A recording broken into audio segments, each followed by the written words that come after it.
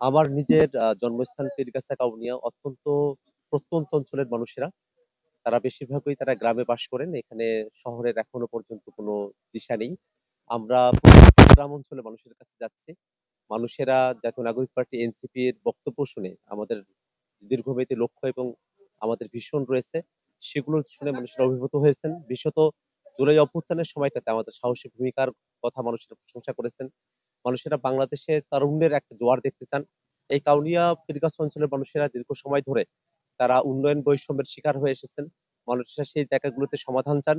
একই সাথে বাংলাদেশ রাষ্ট্রটি যাতে কোনো ধরনের চাঁদাবাজ সন্ত্রাসের হাতে না গিয়ে বাংলাদেশ রাষ্ট্রটি যেন শান্তি এবং শৃঙ্খলার মধ্য দিয়ে পরিচালিত হয়, তেমন একটা বাংলাদেশ বিনির্মাণের জন্য কাউনিয়া এবং পীরগাছা সহ বাংলাদেশের প্রত্যেক অঞ্চলের মানুষেরা অপেক্ষায় আছেন।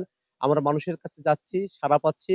এই অঞ্চলের মুরব্বীরা যারা আছেন, এই অঞ্চলের কৃষক, যারা শ্রমিকেরা আছেন, যারা দোকানি আছেন, এই অঞ্চলের ইমাম, মুয়াজ্জিন এবং যারা শিক্ষিত শ্রেণীর মানুষেরা আছেন, শিক্ষক এবং বিভিন্ন চাকরিজীবী, বিভিন্ন পেশার সঙ্গে যুক্ত মানুষেরা, এই অঞ্চলের নারী, হিন্দু, মুসলমান নির্বিশেষে সকলের কাছে এনসিপি জাতীয় নাগরিক পার্টি গ্রহণযোগ্যতা অর্জন করেছে।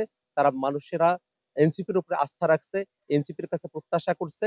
ইনশাল্লাহ এনসিপি যদি কাউনিয়া পীরগাছায় জনগণের দ্বারা তাদের সমর্থনের জায়গাটা প্রাপ্ত হয়, অবশ্যই কাউনিয়া এবং পীরগাছাবাসী তারা তাদের দীর্ঘদিনের সমস্যাগুলো থেকে যেমন পরিত্রাণ পাবে, একই সাথে দেশের মানুষেরা তারা তাদের রাষ্ট্রীয় যে সংকটগুলো আছে সেখান থেকে উত্তরণের পথ খুঁজে পাবে বলেই কাউনিয়া পীরগাছাবাসী বিশ্বাস করেন।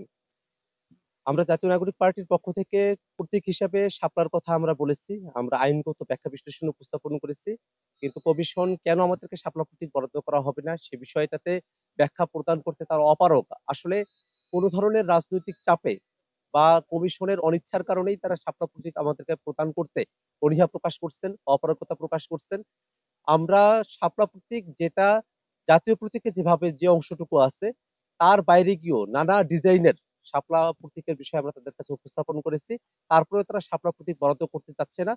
যদি শাপলা প্রতীক আমাদেরকে বরাদ্দ না করার কারণে সামনের নির্বাচন বা সেই জাতীয় জায়গায় কোনো সংকটের জায়গা উদ্ভূত হয়, সেই দায়ভার নির্বাচন কমিশনকেই বহন করতে হবে।